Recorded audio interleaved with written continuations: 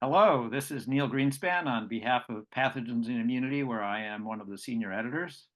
I am pleased today to host a conversation with Jonathan Wilson Yewdell, MD, PhD, Chief of the Cellular Biology Section of the Laboratory of Viral Diseases, which resides within the National Institute of Allergy and Infectious Diseases. By way of full disclosure, I've known John for many years, since the fall of 1975, as we were classmates and for 3 years roommates while at Penn in both medical and graduate school. John received his undergraduate degree in biochemistry, magna cum laude, from Princeton in 1975. John is a highly accomplished investigator straddling the areas of immunology, virology, and cell biology as they relate primarily to viral infections, with a special focus on influenza A viruses. He has made major contributions to characterizing and understanding aspects of both humoral and cell-mediated immunity, the influenza A viruses, as will become evident in the discussion to follow. I am delighted to have this opportunity to learn more about the insights John has generated from his decades of experimental inquiry, and welcome John to this exchange for Pathogens and Immunity, where John is an associate editor. What early influences steered you to science in general and to the intersection of immunology, virology, and cell biology in particular? Like a lot of life, for me in particular, are just a bunch of random events. Princeton, as a biochemistry major, you did 3 junior papers. And one of them was with a guy named Arnie Levine, who was the only one I really hit it off with. Arnie also gave a really, really amazing course in virology, probably one of the first college courses in virology. And I wound up loving virology, and I wound up in Arnie's lab. And that's just kind of random. And Arnie at that time was working on adenovirus and SV40 virus. He would later get really famous by discovering, he's one of the people who discovered P53, the most studied protein now, I think. But back then he was an associate professor, just kind of getting his career going. And it was a great lab. And I just started there. And in fact, the project that Arnie gave me, he was interested how hamsters could reject adenovirus transformed cells. As you know, I wound up studying that for the next 50 years. So I didn't get very far.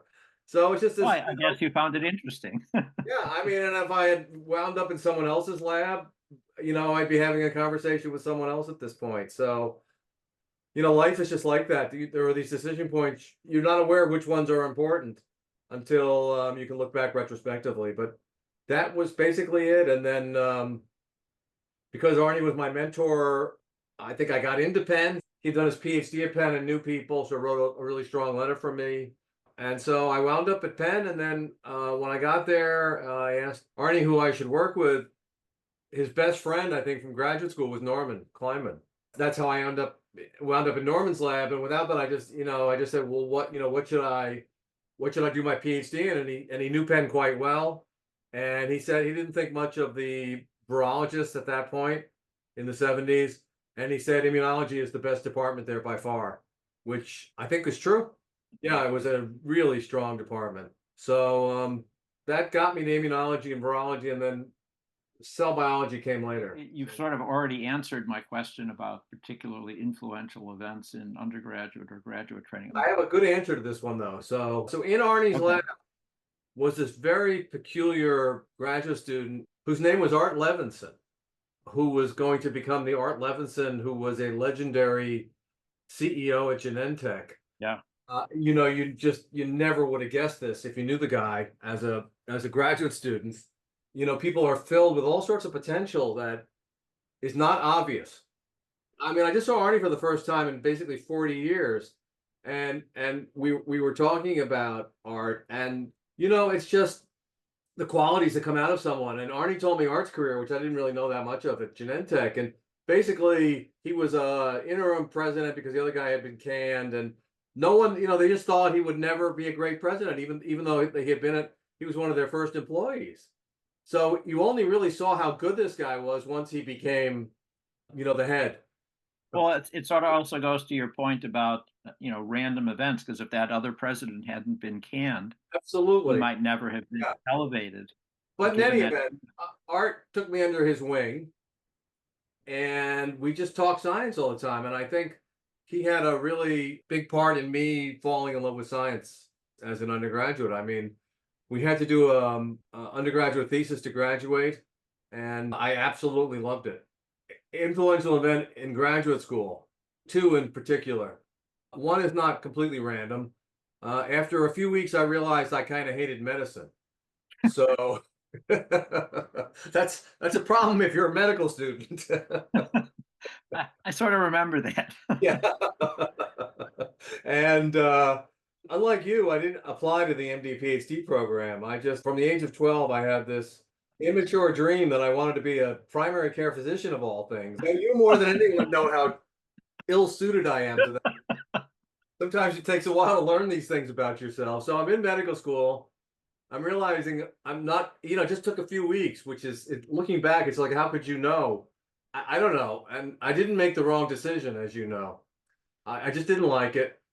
I wasn't going to drop out or anything, but Penn, in their wisdom, held a couple of slots open to people who were already in medical school, which I think was a brilliant idea, actually. And I was certainly one of the people who profited by it. And that's when I applied to the immunology graduate group, and that's how I became an MD PhD. And then, as I said, Arnie steered me to Norman's lab, and Norman was, he's a fantastic immunologist.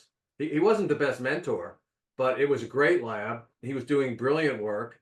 He doesn't get enough credit, I think, for being the first one really to work with monoclonals. It's interesting that he was really phenomenal intellectually and in the lab as well, as far as I know or can recall. And he just didn't have visibility the way some people do. It's just so. Well, I think he lost it. I think back then he did.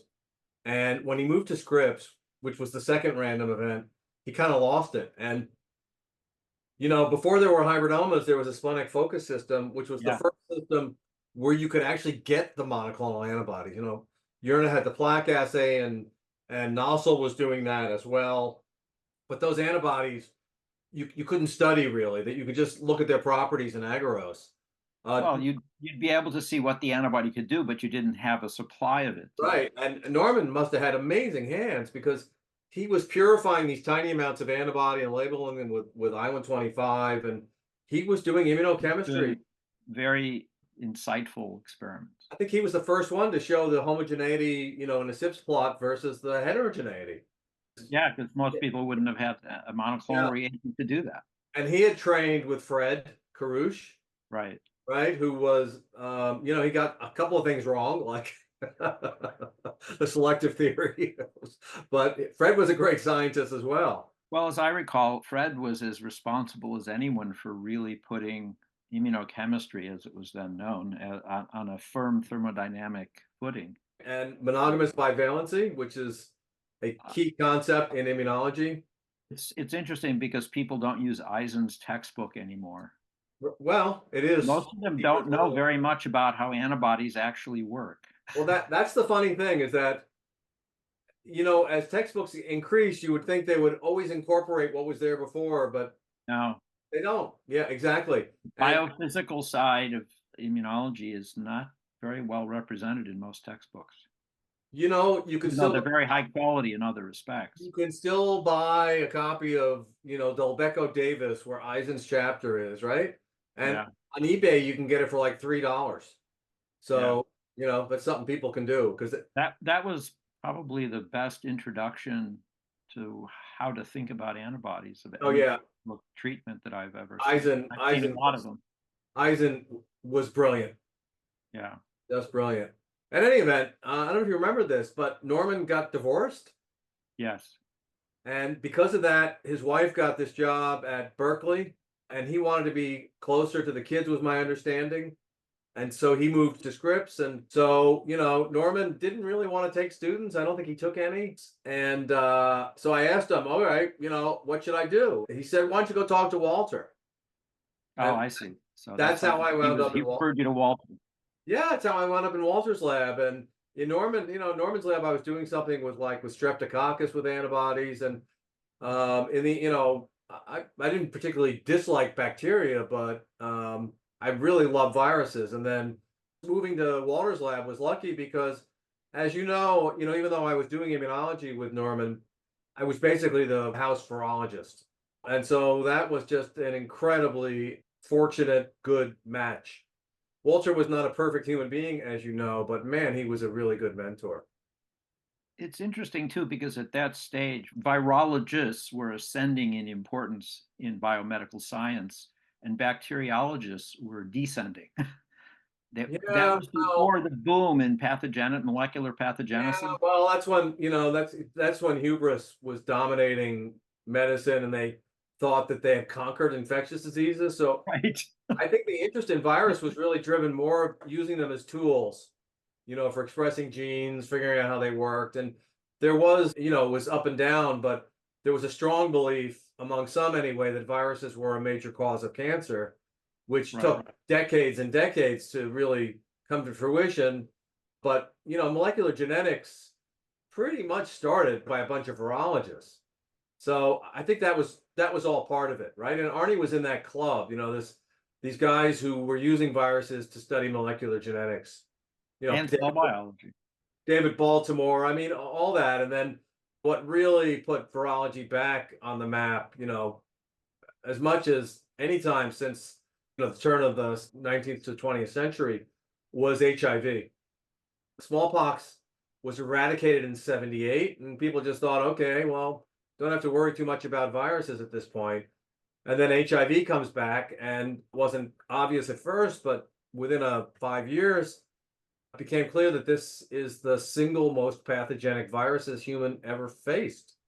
It's, if you have the receptor, before there was treatment, I was almost 100% death rate. Took a And while, but yeah, oh yeah, it takes grew 10, up uniformly.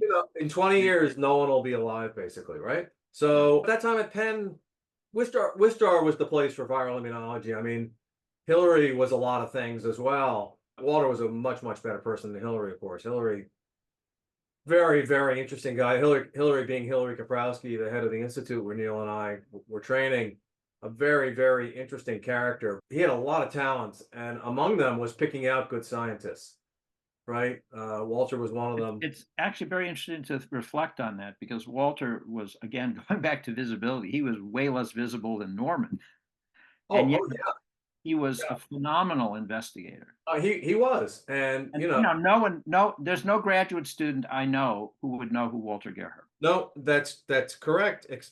He was He was crucial for the unraveling of some of the viral immunology of influenza.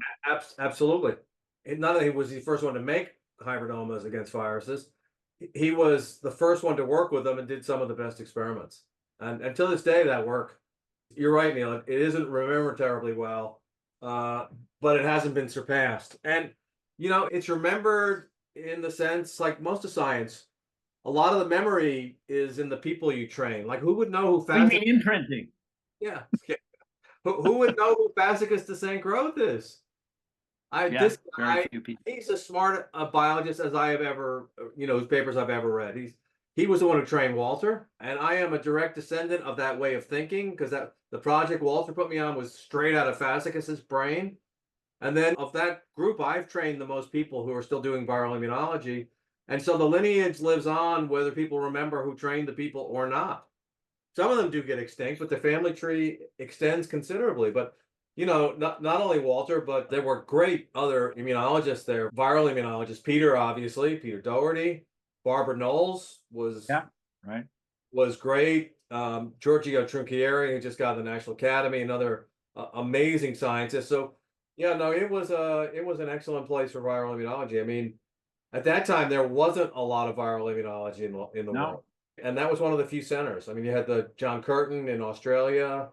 Peter had come from Wistar, maybe a viral immunologist, and at an immunology interestingly, program. it incorporated, as you do yourself over your career, both the antibody side and the T cell side. Yeah, And well, T cell. it was really Peter and Rolf who made the T cell side worth pursuing. I mean, everything was just being discovered. I mean, that was the joke is that, my undergraduate thesis was never going to work because it was the T cells that were doing the job in getting rid of the adenovirus transformed cell. And We're looking at antibody.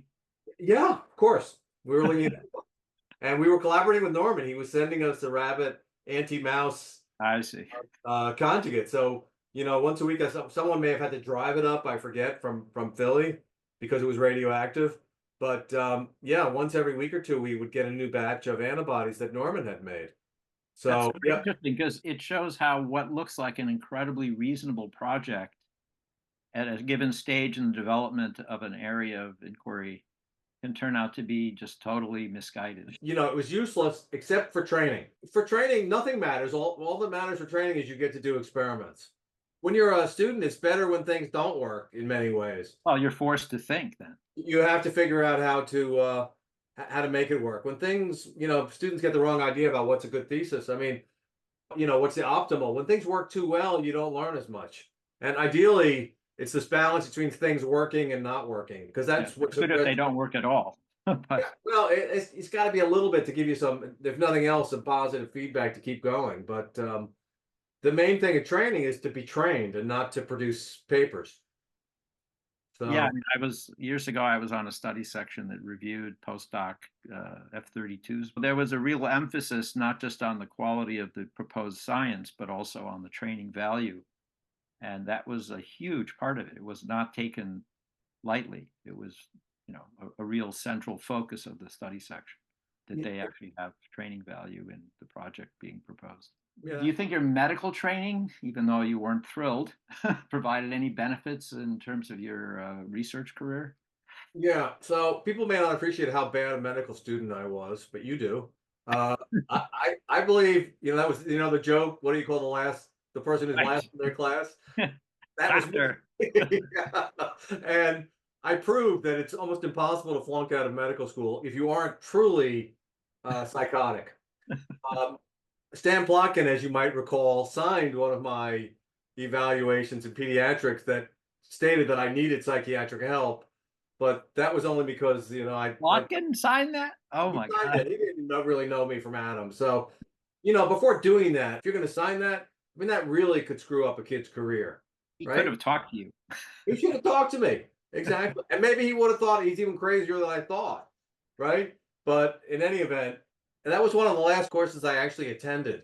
Because as you know, at Penn, you could graduate, I think it was like 13 months of clinical courses. And I think I graduated with my MD with about as little as you can get away with. Yeah. I mean, it wasn't much. Even with that, most of the time I spent in the lab when I was supposed to be in the clinic. But still, were there benefits? There were huge benefits. First of all, you get an emotional education in medical school, which I don't think you can match in any other venue, basically. First of all, the intense relationship with the other students. Penn was a pretty big medical school. There were still only 164 of us or something to start. So, you make so many fantastic friends there. You might meet your wife there, which I did. Then, you have to deal with doctors who I didn't like, patients who I loved, and the nursing staff, which I really liked. And so you just interacting with all these different kinds of people. And basically, I loved the part of medicine I liked. I loved taking histories from people. What I didn't like was scut work. My opinion was that I was there to learn and not to do menial labor. So I was a disaster for the residents who depended on the medical students to do things that the hospital should have done for them. And I also was there to learn. And as you know, Penn, even though it's a great medical school, certainly one of the more intellectual medical schools in the world, there was still among a good chunk of the attendings an anti-intellectual atmosphere. And so you'd ask a really good question, right? And if you're a smart kid, you know what a good question is because you're smart. And here's the thing which students don't often realize. At that point, they're smarter on average than the people who are higher than them in the hierarchy because after 21 or so, your cognitive function is starting to decline. It's slow at first and then hit 50 or 60 and then it's rapid. So the kids are just as smart. The other people, they know more, but a smart kid with self-confidence, and as you know, I had a lot of self-confidence, knows what a good question is. And, a lot of the times what you got back were insults, being put down, being put off. And I didn't like that. And still learning to deal with that is an excellent education. Medicine, in the end, systems biology is a fancy name for what medicine is. So, when you're doing work, any kind of experimental work, it's really nice to connect it to what evolution had in mind, which is a workable organism. And you can learn everything a medical student knows on your own, but it's pretty hard, right? You have to have incredible self-discipline. And that first year or two of medical school, they basically attach a fire hose to your brain and they fill you with pretty Fair useful, metaphor. yeah, I mean, pretty useful facts. And, the basic science, as you know, I love that. And I particularly love physiology. I just, I fell in love with physiology because that was what I wanted when I was 12 years old. I wanted to know, how does a human body work? And physiology, whatever the time window is, you're going to learn it. That tells you what humanity knows about how the human body works. It was a great experience. And then I got enough medicine out of it to be the local doctor in my department at NIH, and just knowing how medicine works without knowing necessarily anything up to date, you still know how to think about clinical problems, and when there's someone around you who is has got some disease and he's not being diagnosed properly. And I would say there are a couple of lives that I've saved, just people in the lab and their relatives, just by being a receptive ear to their medical issues. And then it's this amazing thing, which you may not be as cognizant of because you're actually a faculty in a medical school, but just having an MD behind your name puts you in the club, and you can call anybody in the world, basically, and get them to see a relative of yours, a friend of yours, a friend of a friend. And that's a huge advantage from going to medical school. Having been in a position where I needed to do that, it's not everyone, but most people will eventually respond. And the other point I'd be interested in hearing your response to, that I would make, is that an MD is an incredibly broad education. It is. Yeah, And absolutely. one of the things you get from doing patient-based work is you get just a massive amount of information on one organism. And I don't mean to demean people as patients by saying they're an organism. The point being that when you're doing experimental mouse experiments or other lab animals, you get a lot of information on each individual animal, but nothing like what you get on a patient. And so it gives you an understanding of how you have to integrate all the different sorts of information, and how it can give you a deeper understanding of the complexities of biology and the evolutionary aspect, which has always been fascinating. As you know, I mean, for us, it was a bargain. I mean, we did the whole thing in 6 years. That's the time. Well, yeah. For the PhD now, and so right. I mean, most of the MD PhDs at Case are taking 8.5 years. Yeah. So no, I don't regret it at all. And yeah, I think we were unusual in finishing it in 6, although maybe at that time most people were finishing in 6. Six pretty much. And I finished it in 5.5. Walter was paying me as a postdoc for the last 6 months. Yeah, no, I mean, I think that was one of the highlights of my life, was medical school. When kids ask me today, should I do it? It's different now. We could do it in 6 years, and then we didn't even have to do a postdoc. Some people didn't even do a postdoc. And then if you did one, it could be a year or two. The problem now is kids, and we went straight from college to medical school. Kids today often take a year or two off. That's say 2 years. If they do an MD PhD, it's at least 8 years. Now we're up to 10 years. And then they often do a full fellowship. Now we're up to 13, a full residency, 13 years, and a fellowship, 2 years. And this is why the average age of an R01 for MD PhDs now, the first one, I was 30 when I got my first one. Now the average age is 46. If you had gone into investment banking, you'd be on your second retirement by then. Are there any particularly distinctive insights that have informed your research career and given you, from your perspective, a way to developing insights that other people don't have? Or I give this How to Succeed talk, and I never say that a big part of it is just being smart, but it is. You can't lie. Something I found out pretty early on. I remember I went to a meeting with Dwight. Remember Dwight Lopes, really good guy? Yes, I do remember. Actually, Walter's first student. We went to this meeting in New York. I think one of the first meetings I went to. And, I fell into the pattern I would have for the rest of my life. I was there, I wasn't listening that much, I wasn't taking notes, and everyone else could see that, the other students. And I got back, then we had a meeting with Walter. What did you learn at the meeting? And the other guys were, they didn't really have much to say. And I honed in on the two or three most important things. And Dwight is like, how did you know that? You weren't even listening. I said, what? So, I mean, I just knew what was important, and I still do. And that is a big chunk of how to be a good scientist, is having this innate ability, I think, to know what's interesting and important, right? And then on top of that, to have creative ideas. And ideas are great, but in the end, they have to lead to an experiment. There are really smart people and they think of great ideas, but it's nothing you could do or nothing they can do.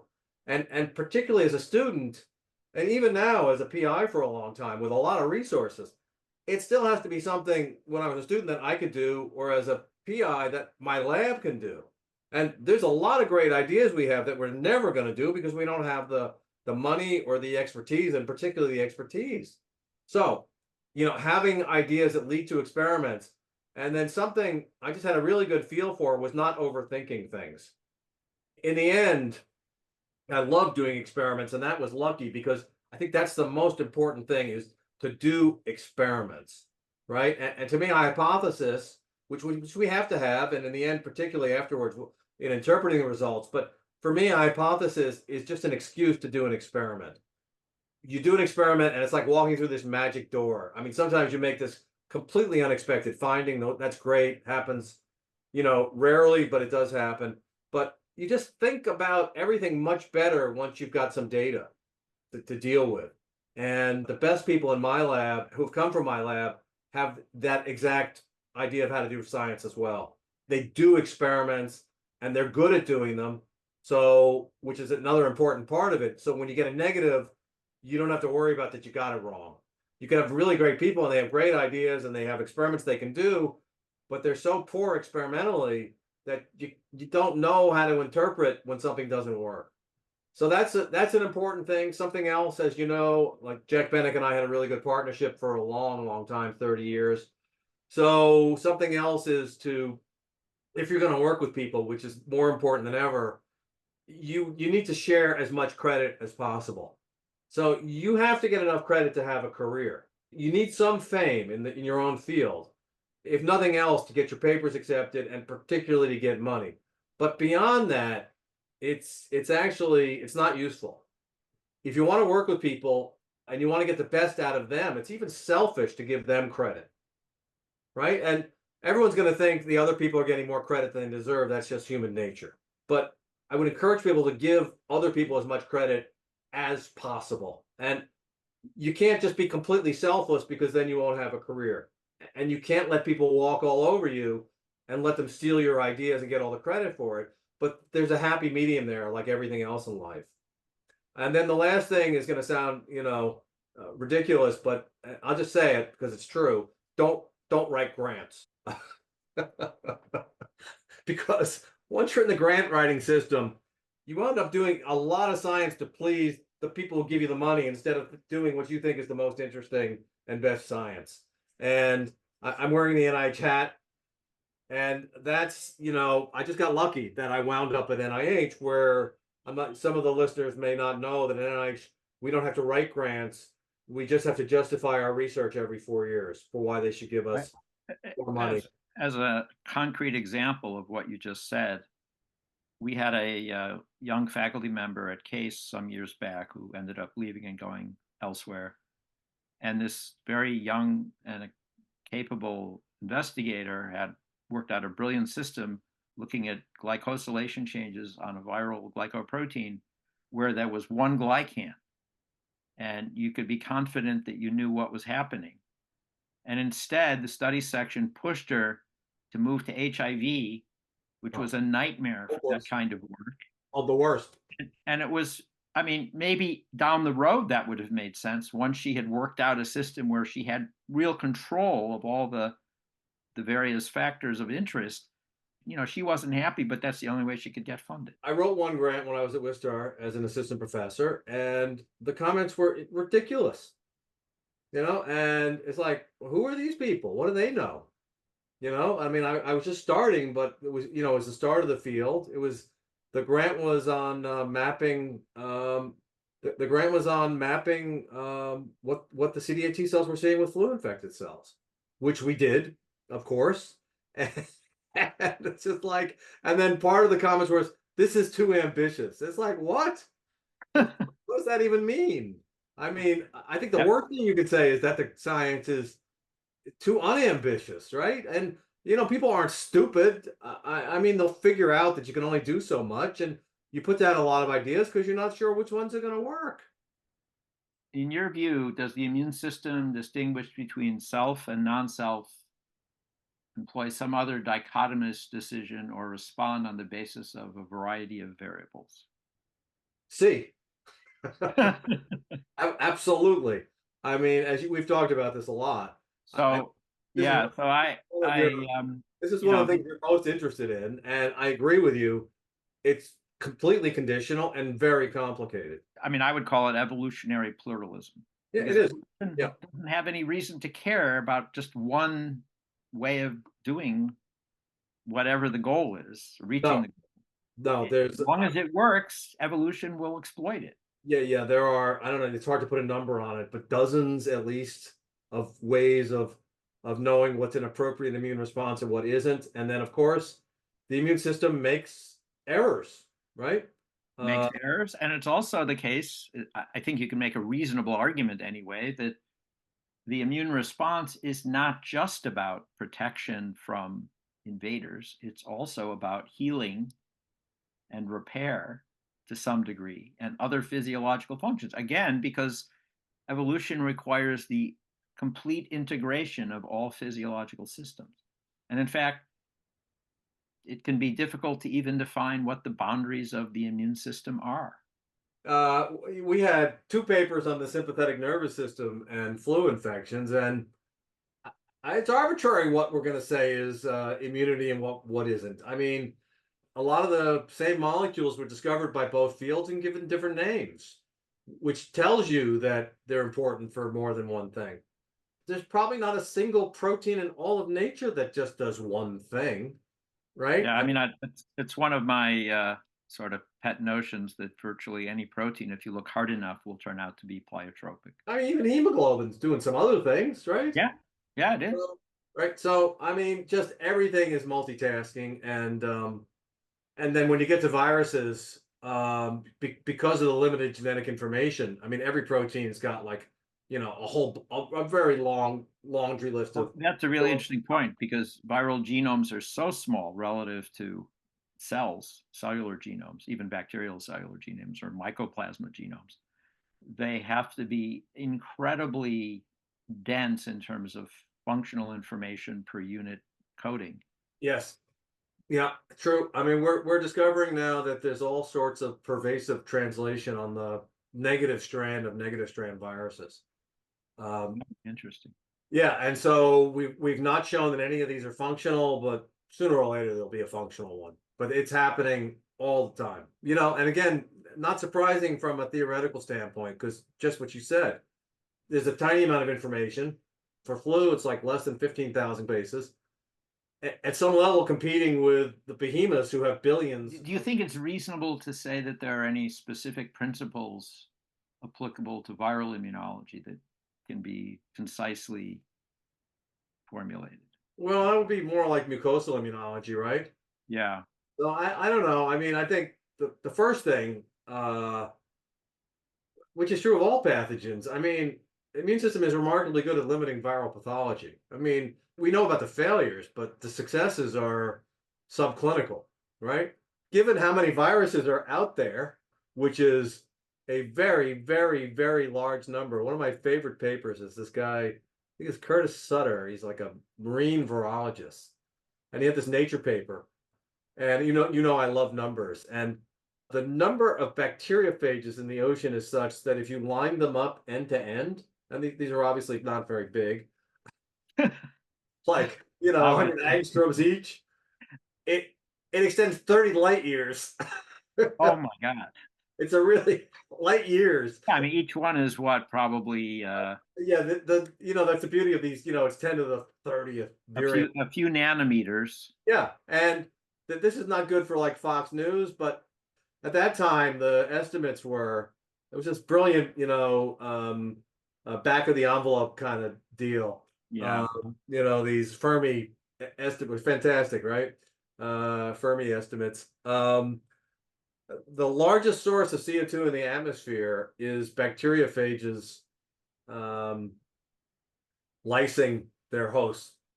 Uh, Well, I did not know that. yeah, I think that's still true. So, and the point is that's an equilibrium, and you pump a few more carbon molecules in there, and you get climate change. He wasn't saying that, but just in steady state, Okay, so viruses are everywhere, and plenty of, immune system, which it was also working in bacteria. They have their own immune system. It's at least a standoff, and of course, evolution is complicated, and a virus that's completely successful extincts itself. If there's one host and it kills everybody, then it's gone. So the virus has no interest in killing us. It only has an interest in being transmitted.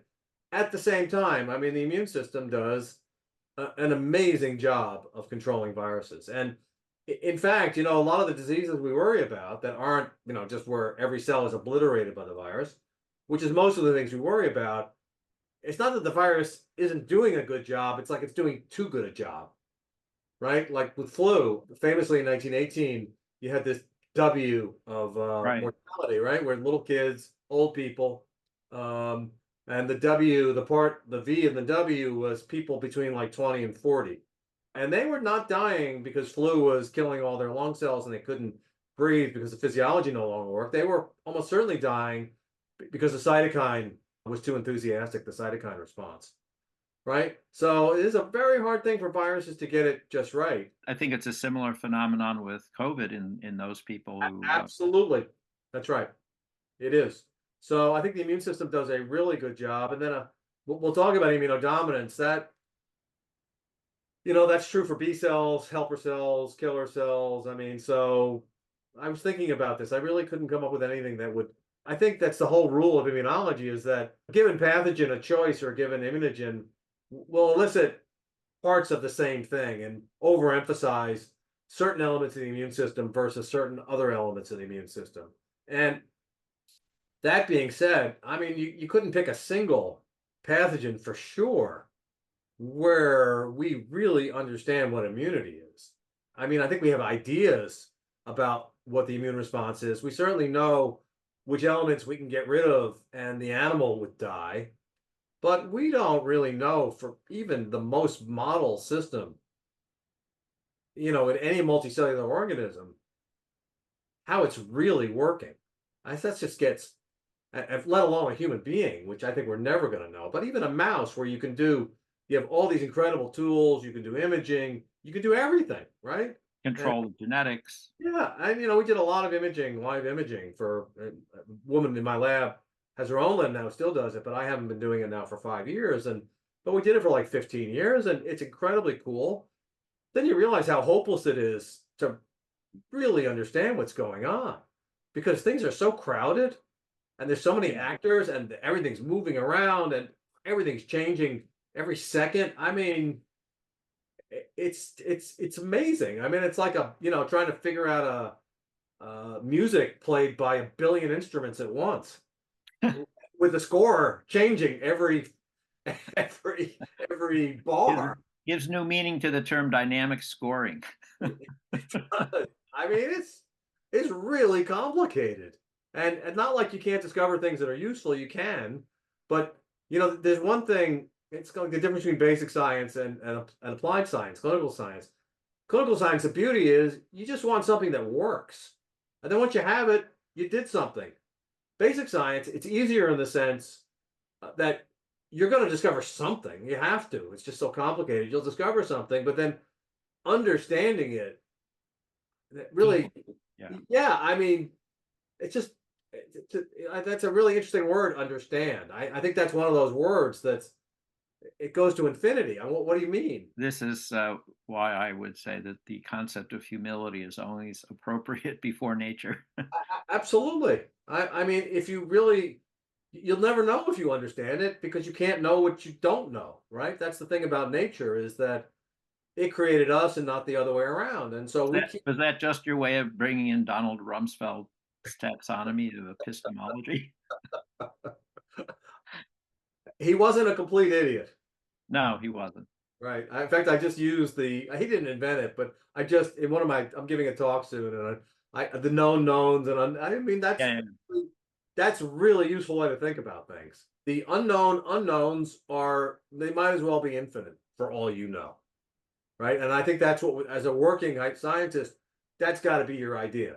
And, yeah. if it's even true for physics, we're the smartest people working on the simplest things. When you apply it to biology, where people are not quite as smart, I think, and everything is way more complicated, complete understanding Yeah, well, is probably it not it. possible. I just heard a podcast, Mindscape, with John, Sean Carroll, with a physicist who's interested in the more conceptual aspects, and just trying to understand the concept of mass or gravity is not straightforward. it isn't. Even though it's an everyday word, we all think we know what it means. Up to a point, we I do, know I don't know what it means. but it gets very thorny to try to come up Yeah, with I a mean, definitive. once every couple of months, I try to understand what it means that the universe is expanding, and it literally blows my mind. As simple as a concept is, I don't understand it. My next question was, what would you like immunologists to understand better about original antigenic sin? This is a quick and easy one. It's just memory. That's all it is. It's like I feel like Charlton Heston, you know?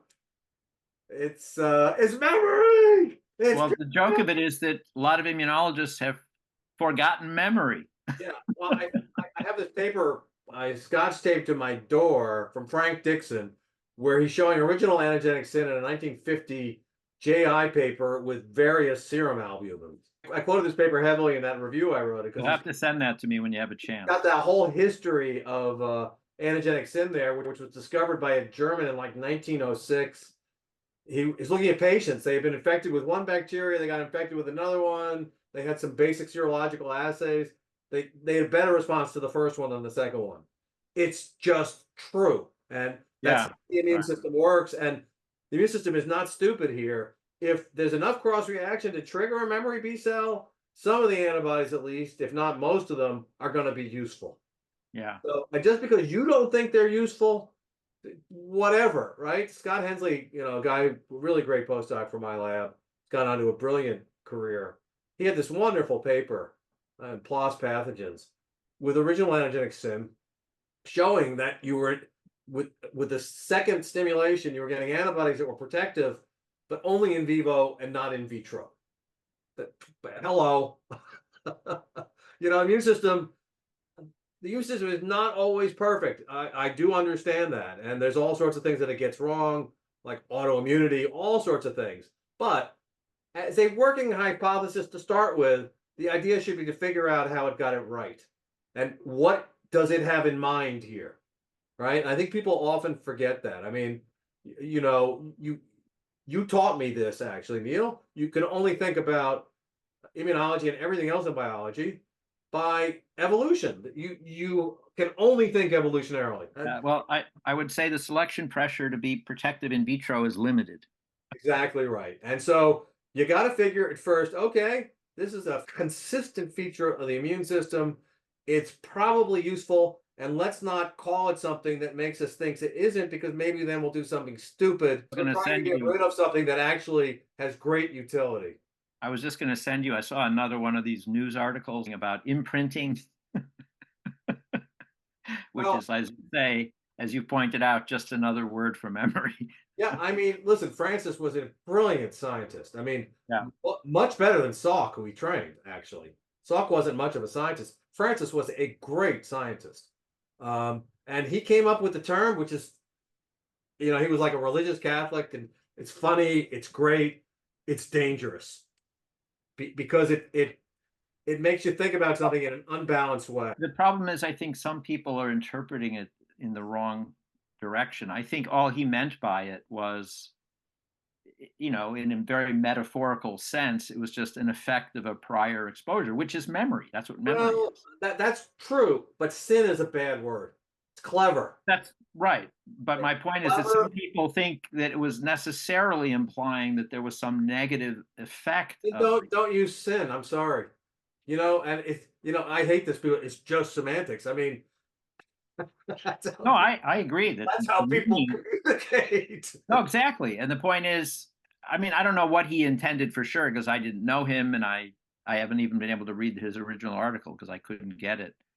Have you thought at all about the relationship between intrinsic affinity of an antibody and virus neutralization potency? What would you expect there Yeah, to be? well, I mean, it's a simple expectation, as you know, for any given antigenic site, because it's going to be different depending on the site. There should be a linear relationship between affinity and NEUT, any functional assay. But that has not been rigorously tested. And we are doing this now. We're taking, those original monoclonals that you and I worked with, and with the ability to do genetics now like this, we're mutating it back to germline, making we're doing that. I agree. The question is weighted. I agree with you. It's not really been established, and we're going to do that experimentally in vitro and in vivo. I think it's important to do because I suspect, although in certain cases it may be a fairly simple relationship, I can easily see other factors I'm going to be influencing. I'm going to be real disappointed if it's simply law of mass action, but we'll I see. bet it's more. I mean, again, I think it could be in some cases that is how it works, but I won't be surprised if in some viruses or for some antibodies it's more complex. Yeah, so we're going to do it, with a flu model system. We'll take antibodies against a bunch of different sites and do it. But I think that's a really interesting question. I mean, it could depend on things like cross-linking surface spikes or so monogamous bivalency could turn out to be important. It could be that there's a limit past which the affinity doesn't help much, etc. If you do find a simple relationship, it'll probably be only over a limited range of affinities and so forth. Yeah, we'll see.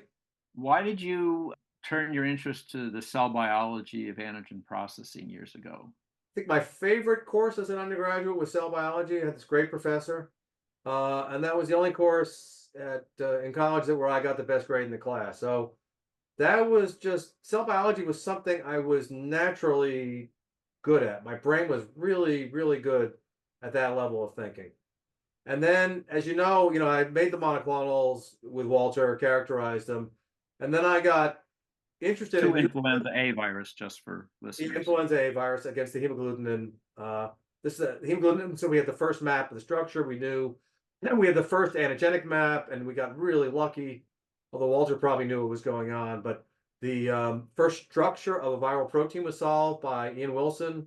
At that time, now Ian's very famous and super duper accomplished. He was a postdoc with Don Wiley, so that was his first great well-known contribution to science. Ian's was the structure of a different HA, and then it turned out that there was enormous structural conservation. Not surprising now, but back then it was a surprise between all of the HAs because basically it's doing the same thing.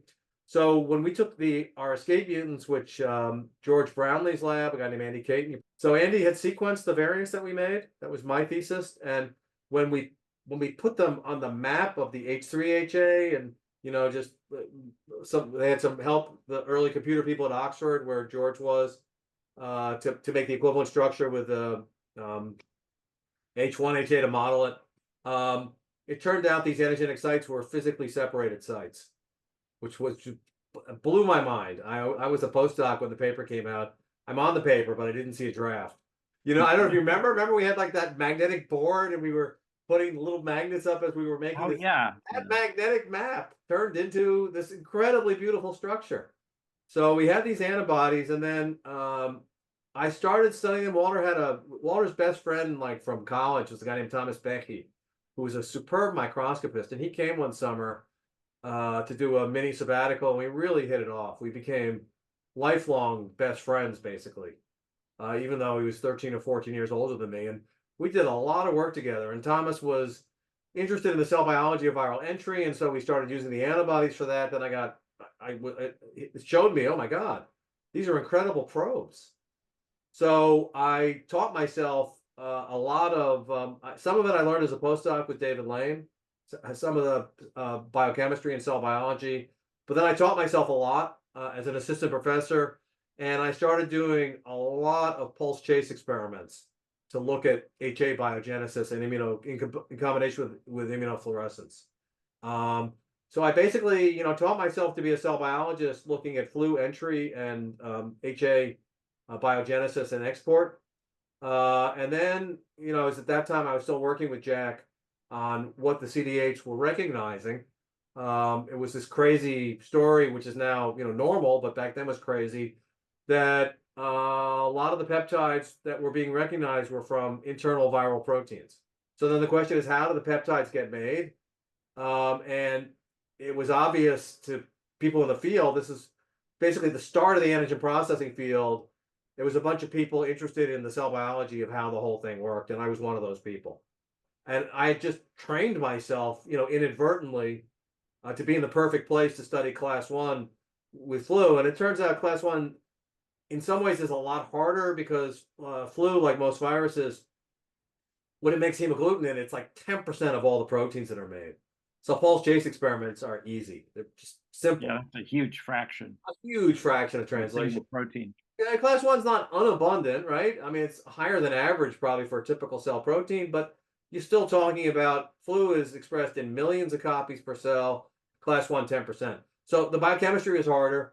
On the other hand, the functional assays there were more, there's a lot of genetics, et cetera. But so that I could just take what I knew about HA and apply it to class 1. And then at that time, there was a lot more interest in antigen processing than there was in anything to do with flu.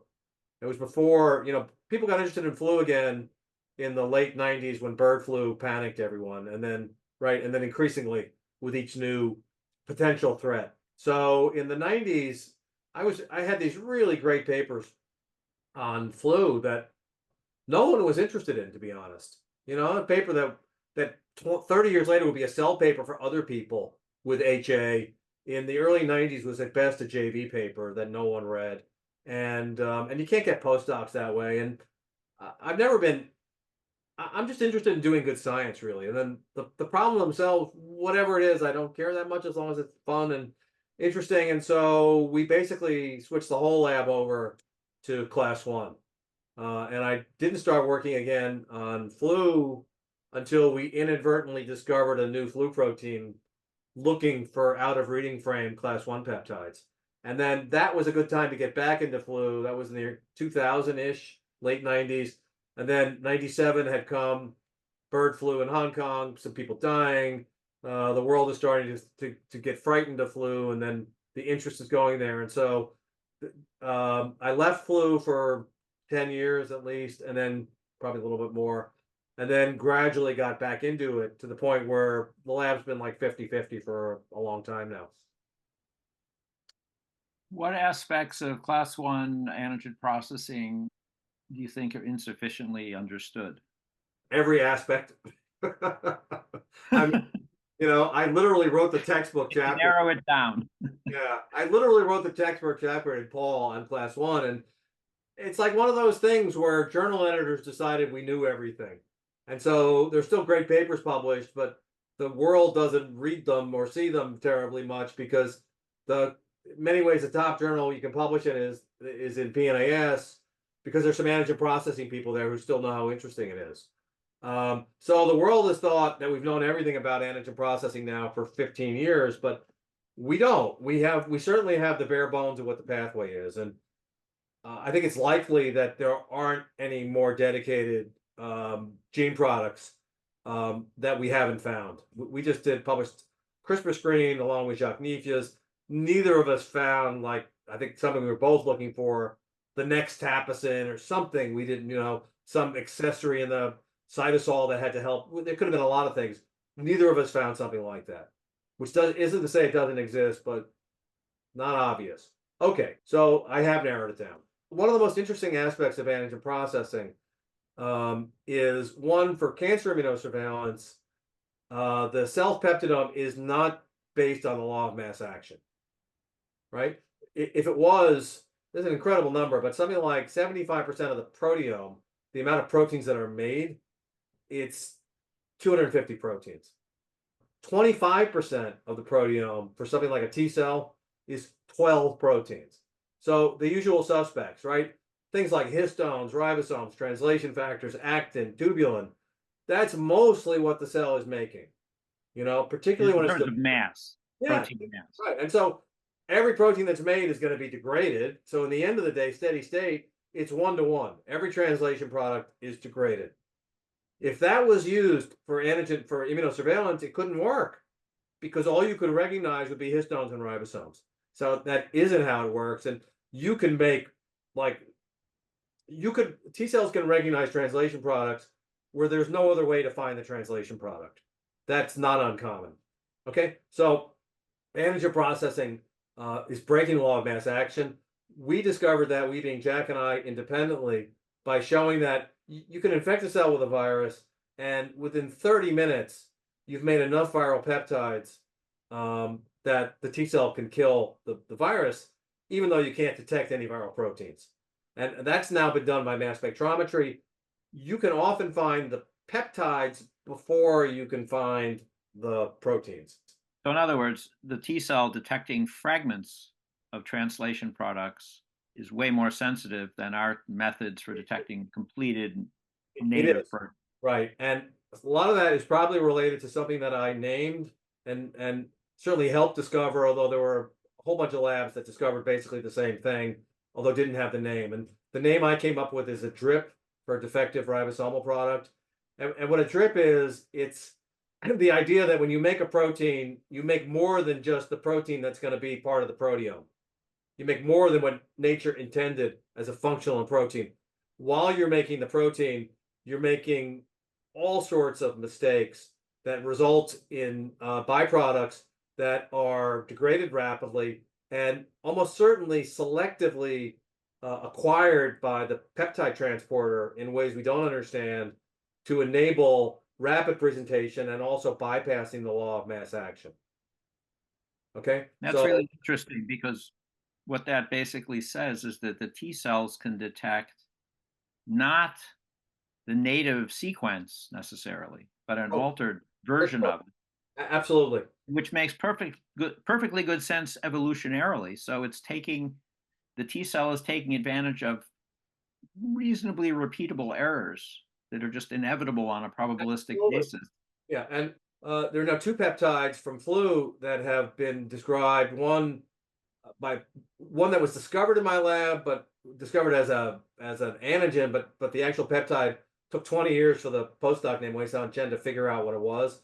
Another one by Ike Eisenlohr, who was the first postdoc in my lab. So there are these 2 peptides now.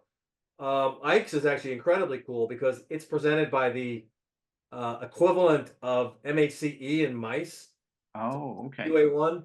So, and it's so MHC-E is, there's very little polymorphism, like none almost, right? So if this was a general rule, then Rolf and Peter would not be famous for MHC restriction. Yeah. Because it's not normal, but there is some. In any event, Ike's peptide and the one we found are very small gene products in the virus, like, less than 16 amino acids. And it's not impossible that something that small has actually got some function. But as far as he can tell or we can tell, there's no function. You can knock it out. The virus doesn't seem to care. And these are almost, these are the ultimate example of a DRIP, i.e., it's some translation product that the virus doesn't care about, basically. And it's just some process that's going to happen. Translation is not perfect. You don't always start at the right place. You don't always stop at the right place. And in general, what is a DRIP? There's, I have a chart of just the things I can think of. It's like 40 different things that can go wrong in converting the information in a nucleic acid to the thing that you want to be a protein. Do you see, in addition to, let's say, amino acid sequence errors, do you also see other covalent kinds of changes that? That for sure, that too. I mean, there's all sorts of post-translational changes, which may be, you hit the key point here. It can't just be completely random. It's got to be repeatedly random. here's a concept you're going to love, Neil. There are enough mistakes in making proteins that if a protein is more than a couple hundred amino acids, the odds are very high it has one semi-random change, which means that proteins are statistical, Yes, exactly. right? And you can easily imagine that nature is quite happy with this because Yeah, you've expanded your repertoire of functions enormously. And as long as the mistakes you make are reproducible, yeah. then you can evolve a function. So it's really a sort of envelope of possibilities. Essentially, what you call the protein sequence is simply the average sequence. Yes, but by far the consensus sequence. It's interesting because it's almost as if that's a primary structural analogy to conformational fluctuation. For sure it is. Exactly right. That's a really And good. I don't think there are too many textbooks which would deal with that in biochemistry that would deal with that concept. Well, yeah, I right. So this is now, it's a semi-field now, this idea that there are errors, and I think in many ways, a single best paper from my lab was a fantastic collaboration with a guy named Tao Pan at the University of Chicago. And we were looking for drips that were related to antigen processing, and we didn't find that, but this is real serendipity. We found something better, which was I had this idea. So I was just reading Nature one day, and the paper I had missed 7 years previously.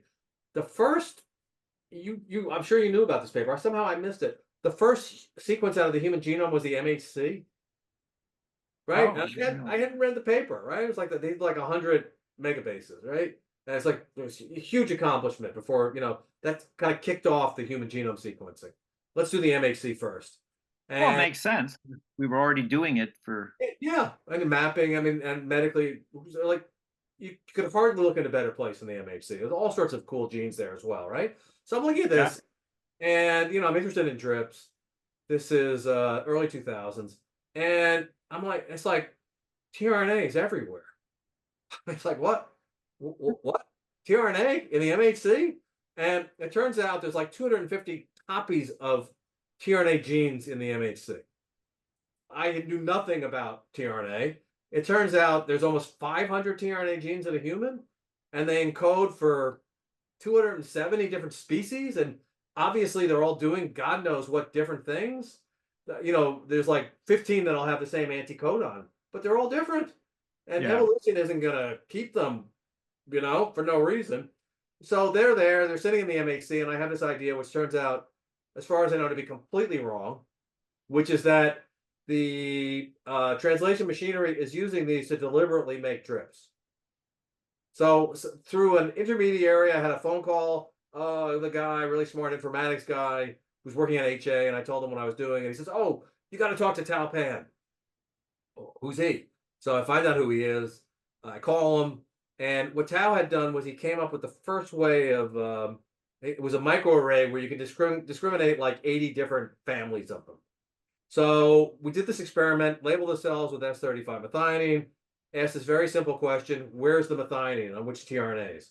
And in the textbooks, until then, basically, it said that the error rate of the enzyme, the aminoacyl tRNA synthetase, the enzyme that attaches the amino Right. acid tRNA, which is like, the crucial step in maintaining fidelity. Absolutely. Yeah. The error rate is like between 1 in 10,000 and 1 in 50,000. Okay, our first experiment, we're doing it. The error rate with resting cells is 1%, Oh my God. and then with flu-infected cells, it's 15%. And was this because of a different technique? No one had ever looked. Oh, they just hadn't looked. They just Well, it was a new speculated. technique. Tao had this new technique. You could have done it biochemically, but it would be hard, and you'd have to hit the right one. And But how did those earlier numbers get? I think they had a tRNA. It was all in vitro. I don't know. But the point is, Pan had a different method to it.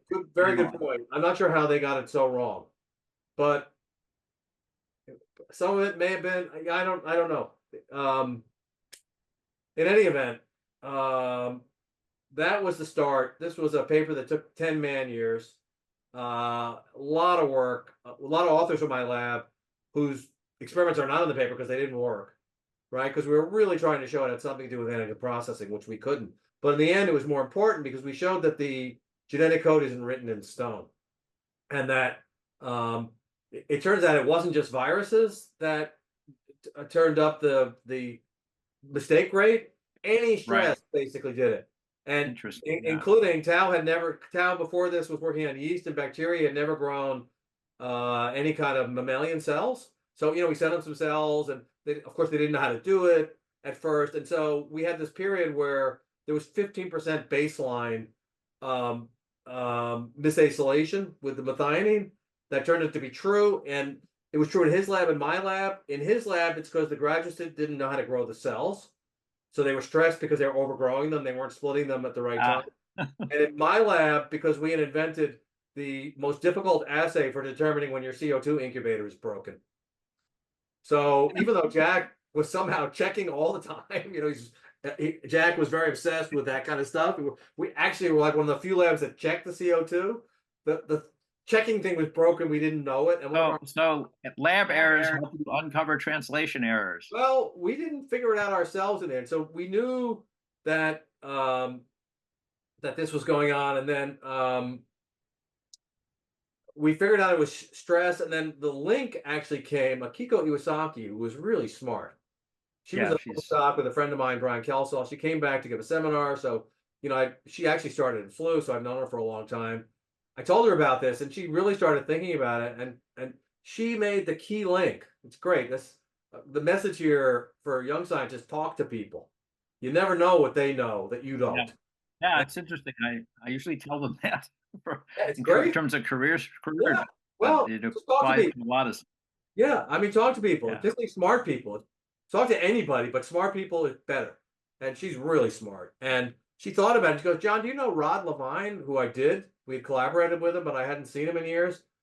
He was like the world's expert on oxidative damage to proteins. I didn't know that. And it turns out methionine has this incredibly ironic role in dealing with reactive oxygen species, which I also didn't know is turned on by everything. Any stressful event, including every virus infection, turns on this huge ROS response, right? And it turns out methionine is the most easily damaged, and so therefore evolution didn't ignore that. It fixes it. There are enzymes that repair it immediately. And Rod had this theory, which we helped confirm, if you will, that methionine was used as a bodyguard, what he called a bodyguard residue in active sites. And so if you wanted to protect a lysine or arginine or histidine from ROS, you would have a methionine that the ROS has to get past to get there. And so it's great. And so that was like a trap. It's like a trap. It's more likely to. Akiko linked it to what we had discovered. And then Tao and others showed that it isn't just mammalian cells that do this misacylation when ROS is around, bacteria do it. So we discovered this general way of bending the genetic code under conditions of change, of stress. And it just shows you how, and just through a fortunate string of events, talking to the right person linked me to Tao, meeting Akiko at the right time. I mean, having the people in the lab who actually could do the experiments that were technically extremely difficult, it led to this really great discovery, which is nothing to do with what you thought it had to do with, which is the whole problem with writing a grant, and and the whole idea that we do science to prove what we know, which is completely the opposite of why we do science. It's lunacy in a way. Your friend could write the Tao of translation. He has. And while we were doing this, I was joking with him, Tao, I'm going to make you famous. In that field, I did. And he is, we still collaborate. He is a great, great scientist. And that, that's the most fun you'll ever have in science, is when you find a collaborator, right? And you can do stuff together. And where the skills are, perfectly intertwining. What can you tell us that's sort of the gist, the crucial aspects of cross-priming for CD8 T cell response? Yeah, so they're super important for cancer, like very, the most important, obviously, for autoimmunity. You need cross-priming where you don't have the danger signals for Well, why don't you first just define what you mean by cross priming? Okay, so say we want to make a viral a T cell response to viruses. We need to license the T cells. This part is true. For kicking off naive T cells, they can't just recognize any cell. I'm sure it's not just a dendritic cell, but pretty much it is. You need something that is a dendritic cell or like a dendritic cell to initiate an immune response, because the naive T cells are the hardest ones to stimulate, to get them going. So we need DCs for this. Viruses infect DCs, and I think we're the lab that did the most work on that, to the point of showing it by visualizing DCs activating T cells in the lymph node. We did that first in sections, and then we did it in intravital. There's the work of Heather Hickman now, who's a vital microscopist who's got her own lab, still doing amazing things. So that happens. That's called direct priming. But say you're not a virus, like a tumor cell can't infect. It certainly can't infect a dendritic cell, but there's other possibilities. So the idea is that there's something called cross priming, which I think was discovered by Mike Bevan, which is that antigen presenting cells, he didn't know it, but they're dendritic cells, can take a protein and somehow introduce this into the class 1 pathway. So that's called cross priming. What do we know? One, probably the predominant form of that is protein based, where a dendritic cell has phagocytosed, pinocytosed, absorptive endocytosed a protein. We don't know how that peptide is generated. It could be generated in the endosome. It could be generated by delivering the protein to the cytosol, which is what most people think. In either event, this is another place where we break the law of mass action, because the amount of protein that's internalized is like 0 compared to how much protein is there. Let me just break in and give a little bit of context here. So essentially, if I'm correct, what you're saying is that the reason viral infection is important is because you have endogenous synthesis of viral products in the cell that's being infected, exactly, as opposed to exogenous protein being taken into the cell that has been synthesized elsewhere in the pathway that would normally be considered the class 2 antigen presenting pathway. Correct. And yet the peptides, some of them end up in the class 1 pathway. Exactly.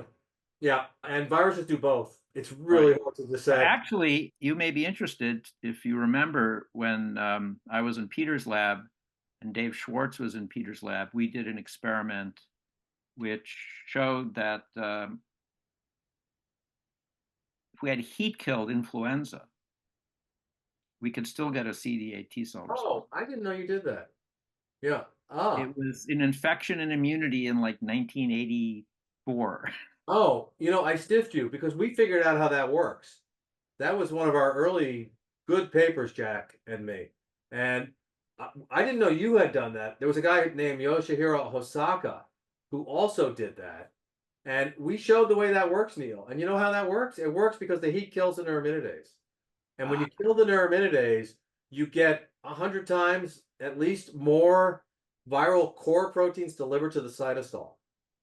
Even though it's not infectious per se. Yeah, no, we to the extent you could prove it, we did that. But it gets into the cell. Yeah. Even though it can't replicate. Absolutely. It's a science paper for Jack and me. And first time I met Mike Bevan, he came by before he published the mechanism for cross priming. I didn't know what cross priming was actually at that time. I was not familiar with Mike's work. And we told Mike what we had done was before we had published it. And then Mike took that information. He referred to our paper perfectly good, but then he showed that ovalbumin gets into the pathway that way and not necessarily naturally, but artificially. He showed if he endocytoses ovalbumin and then uses a trick to break open the endosomes to release it in the cytosol, that he could then get a process into peptide. I think we did. We might have done heat killed, but I also believe we did UV irradiated and antibody, not conjugated, but antibody virus complexes. And antibody would help because it would increase internalization. Yeah. Right. Yes. I did not know you guys had published that. Right. Yeah. So yes, that is cross presentation. But there's other ways. there's something I didn't discover, but I named, which is called cross-dressing, where Right. the dendritic cell picks up an MHC class 1 complex by the process of trogocytosis, Phagocytosis. Yeah. right? And that is true and happens. And then it's also likely that, as I alluded to before, that cancer cells, other cells, they're releasing exosomes all the time, and they have Yeah. mRNA in them, and they can get into DCs. And so, in that sense, the tumor peptide is presented like a viral peptide, in as much as it's being synthesized by the dendritic cell. So that also happens. And then Jacques Nifia's brilliant paper in Nature showed that dendritic cells can form gap junctions with other cells, and peptides can diffuse through the gap junction.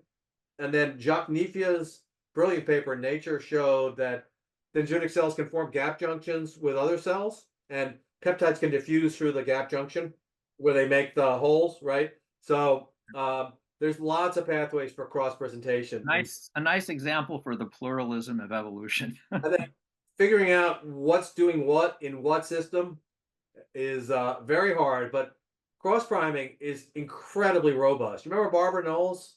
Yes. So she came to my lab for like 6 weeks one summer, and we actually had a paper together because Barbara had this Did you really, work on SV40? yeah, she showed with Giorgio, they showed cross priming with T antigen, the first viral antigen, although, weird one, right? Because it was transforming cells. So you have these transformed cells, and Zinkernagel at that point went on one of his crazy kicks and was saying that cross presentation doesn't exist. So we published this paper, as the reviewer said, for one person, true, Rolf Zinkernagel, because Barbara said, this guy's crazy, cross presentation, it's incredibly robust. When Barbara did it, you couldn't count T cells very well, but when she came to my lab, we knew how to count the T cell responses. We had tetramers, but we also had just intracellular cytokine staining. And we Right. showed with Barbara and a really good postdoc, Wei-San Chen, the guy who found this crazy peptide as well. He was an amazing scientist. We published this paper where we show you immunize BALB/c mice with SV40 transformed B6 cells. 40% of the T cells responding, or of the total amount of T cells, are specific for T antigen. So the title of that paper was "Cross Priming is a Robust Phenomenon." Rolf. That was implied. Yes. Yes. Let's move on to immunodominance. Yeah, Jack and I spent like 25 years working on this, and I won't say we solved every problem, we didn't, but we came up with the basic rules, which is, first of all, some peptides are going to win, right? And I guess that's not surprising, but what's surprising is the same peptides win every single time when you have a consistent genetic background, or even when you have the right class 1 allele in humans. Most of the time it wins. Not quite as consistent, but still very consistent. So with T cell responses to CD8 T cell responses in inbred mice, you can make this rigid dominance hierarchy where there's very little variation between mice and between experiments. Okay, what's it do to? Everything. So which is the first protein expressed so you get the first trips? How much of that protein is made? How easy is it to make that peptide? What is the affinity of the peptide for the class 1 molecule?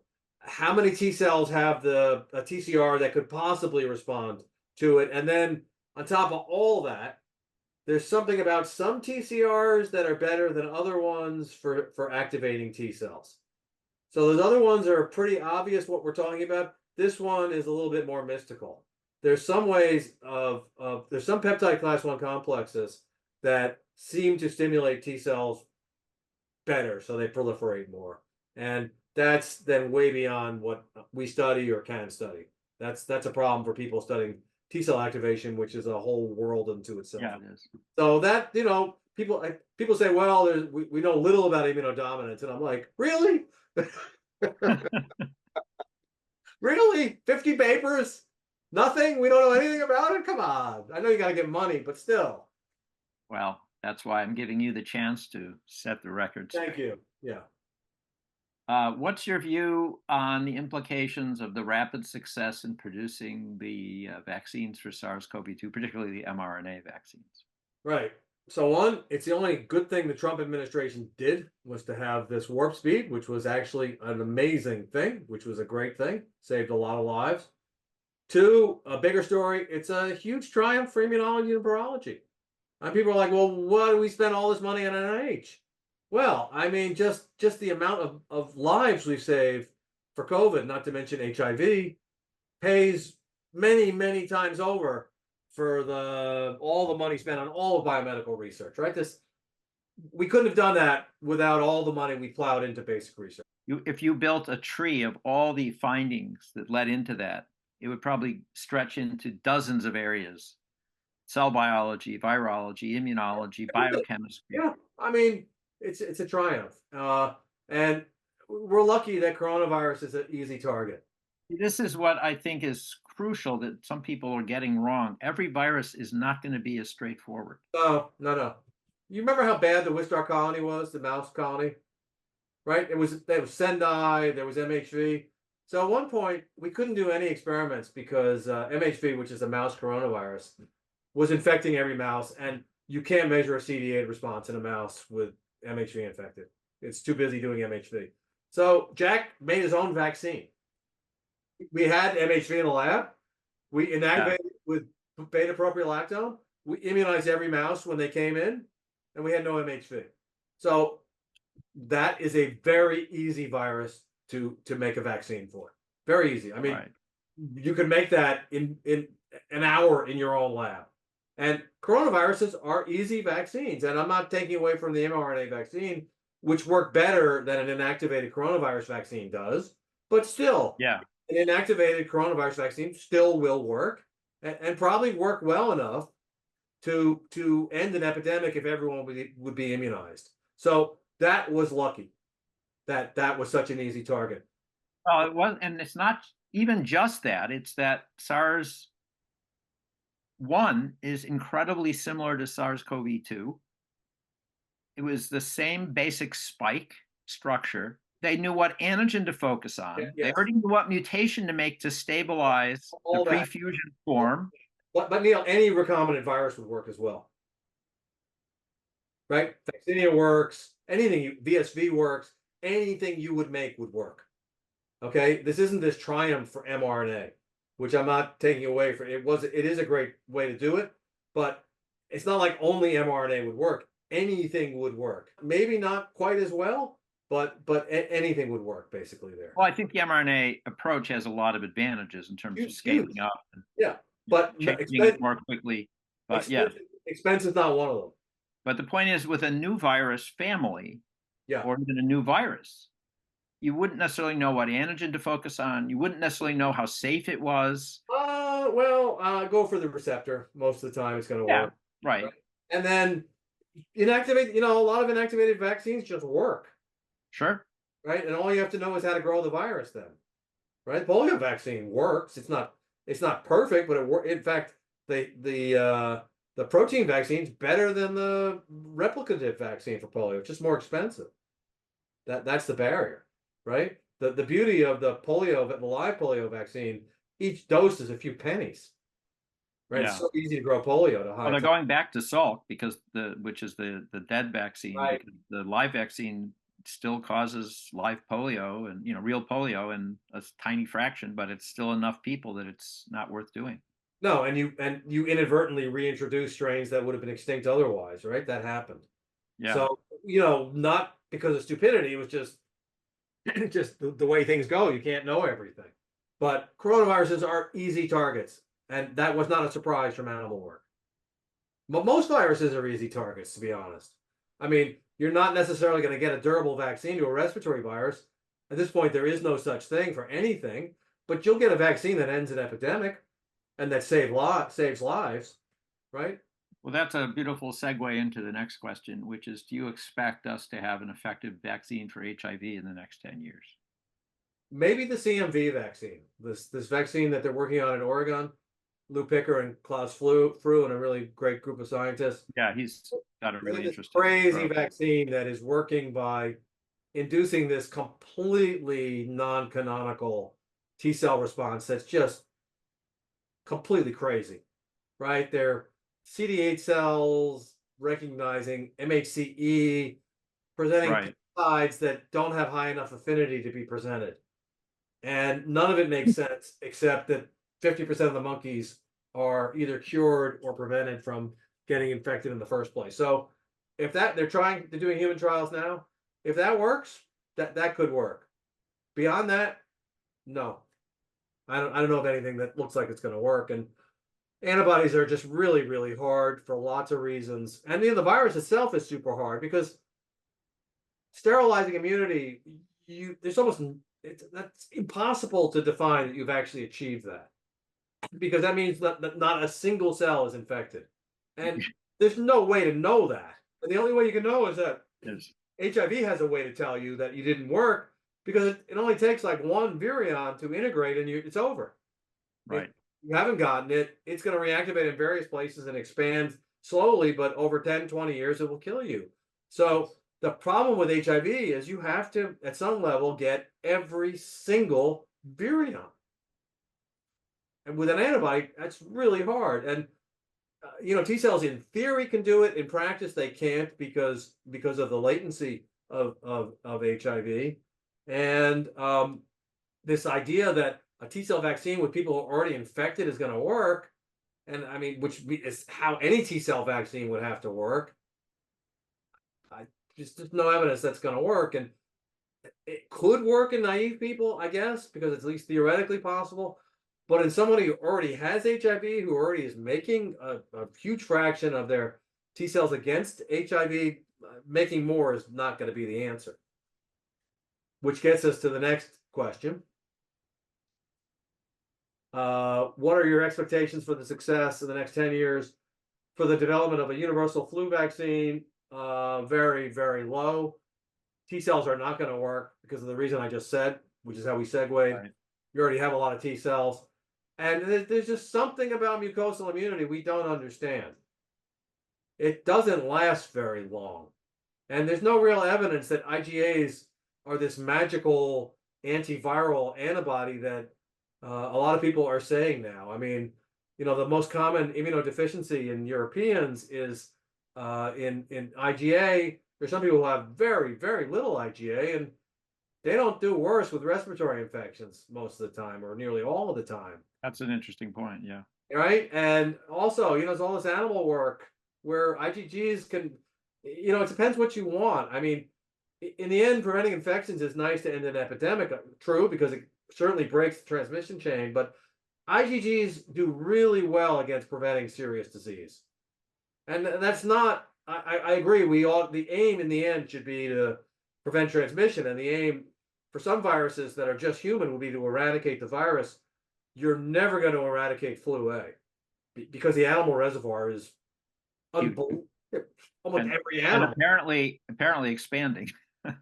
Isn't that crazy? Yeah. I mean, now I just read that. I didn't read the paper. I just saw it in like the New York Times. The reason the cows are an issue is that the udders have the right glycan, so flu is infecting those cells. At least that's the simple idea. But cows were not known to be a target for flu or a vector for flu, and not to mention sea elephants and sea lion. I mean, it was known that seals can get infected, but this is a scary virus. I mean, it is killing cows. Not one of them. It is killing lots of animals. Yeah, it's H7. I think I saw the same article, and I was going to ask you about it. So I don't. I think it's something where knowledge is good, right? That's Animal House, the Faber University. That's the underneath his name, right? The statue supposed to be like Cornell or something, right? Knowledge is good. It is. Knowledge is good, and we're not going to be less likely to make the flu vaccine by learning more about the basic principles of immunology, and particularly mucosal immunology.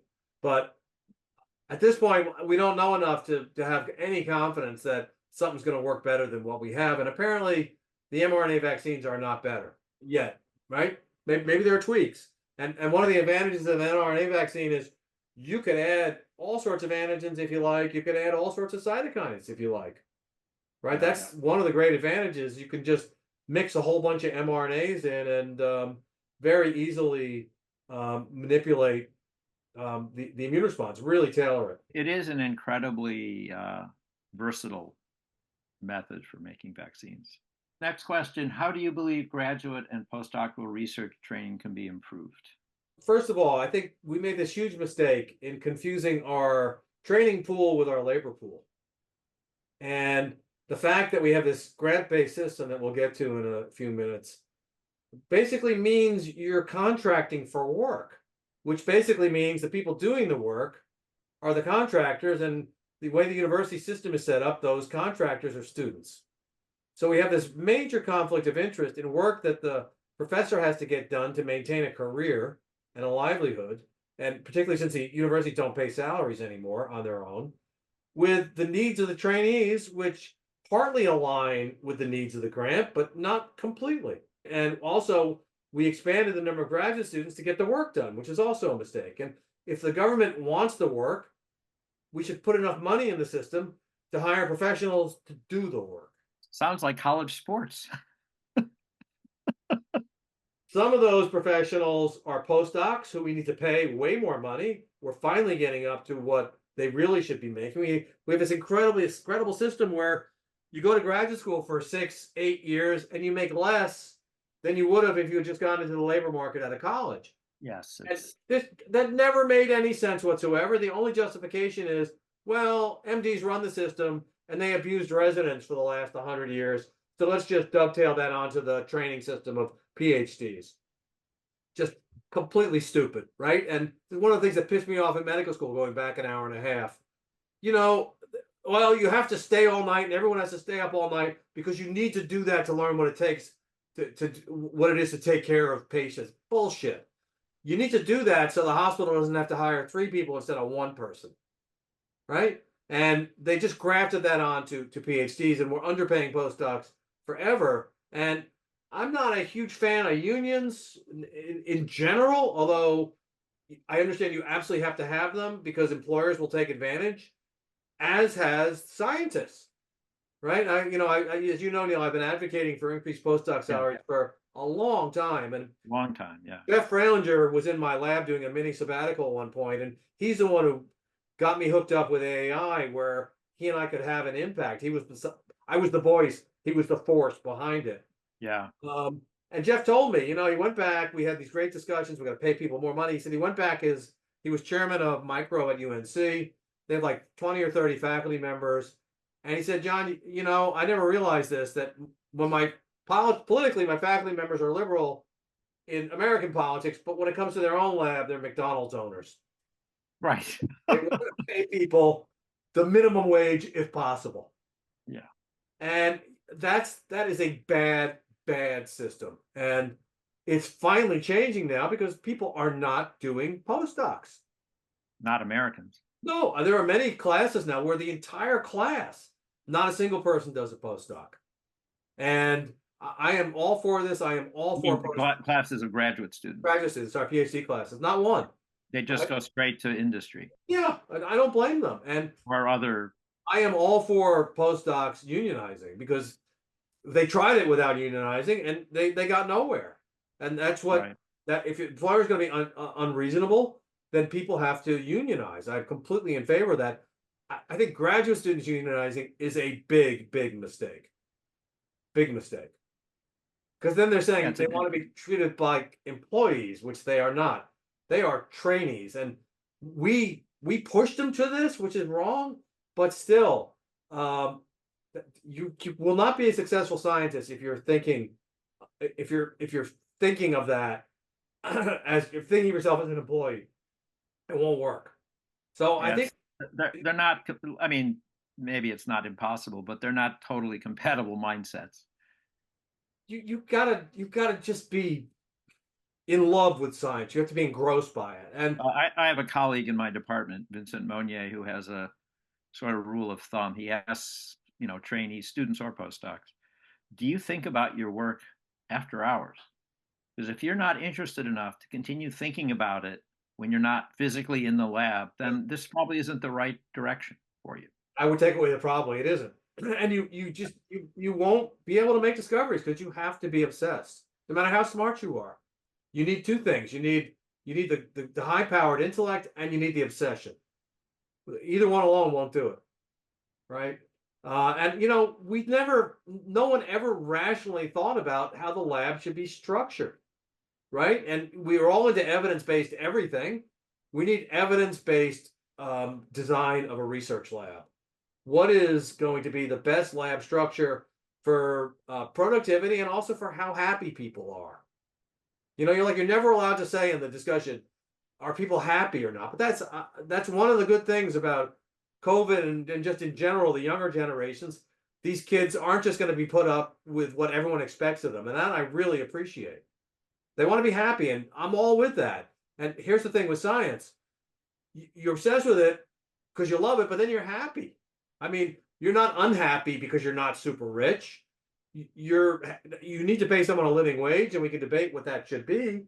But if that's what you love doing, you're going to be a happy person. I have zero regrets about my career. I mean, none at all. I'm lucky I found what I found. Do you have any thoughts on how to improve the quality of scientific communication? I think we've come a long, long way. You remember when we were students, the talks were terrible. So PowerPoint, which is a bit dangerous because it oversimplifies things, it has a tendency, man, it made the talks 1,000% better. And there's just much more emphasis now on communication. If everybody gives a great talk today, and it used to be no one did. We had I was at an antigen processing meeting 5 years ago. The last one we had, there's another one coming up. And one of the guys said, we'll do these lightning sessions. Everyone gets 3 minutes. John, I want you to chair it because you're going to keep everyone in time. So I'm like, man, this is never going to work. It's going to be a disaster. I was completely wrong.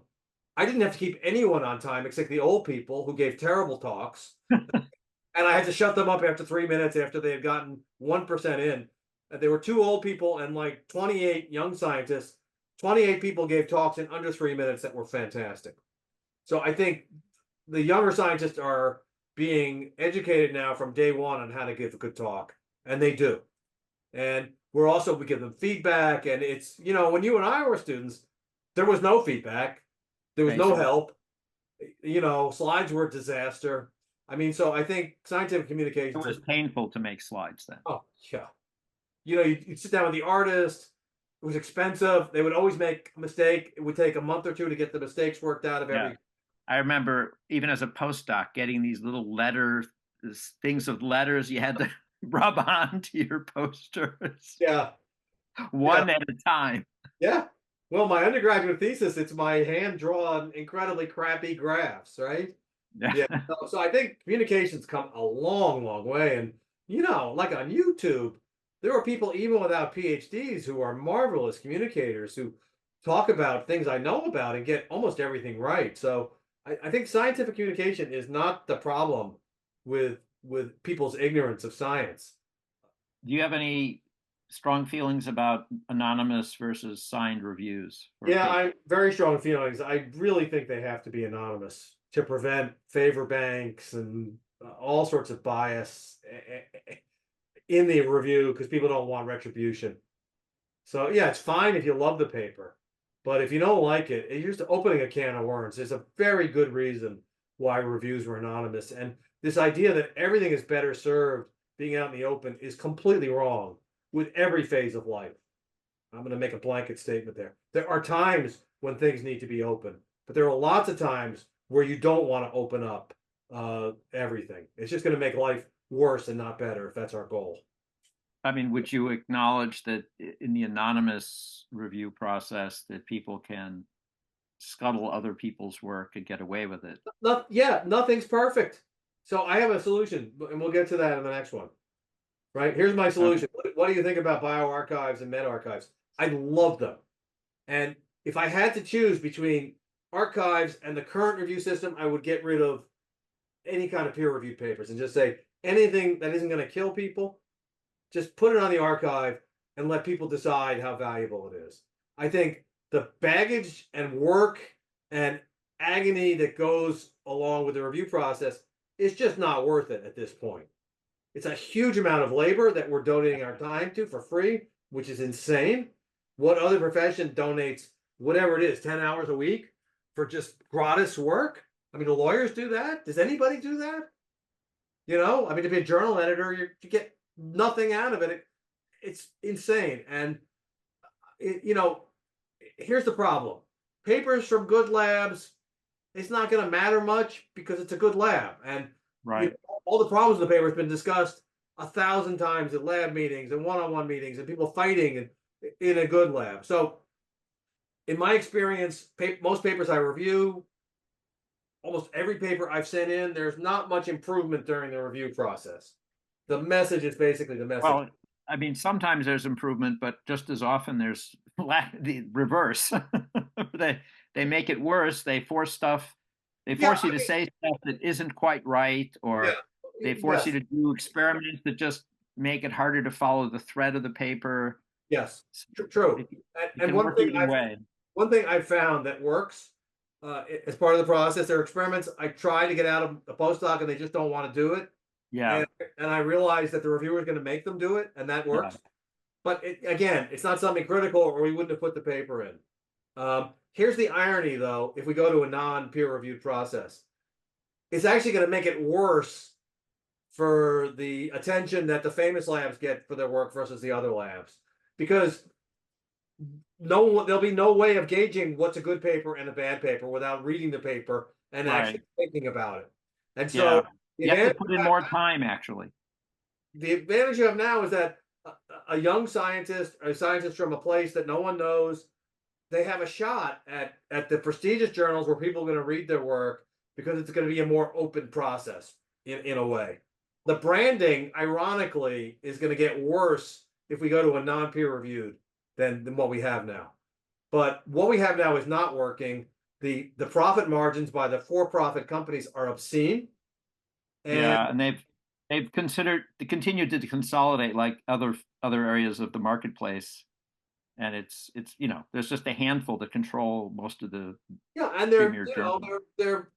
they've got a it's basically it's oh, well, what's the thing where you have the you got to find where the bead is, right? It's a I'm just blanking on the term, right?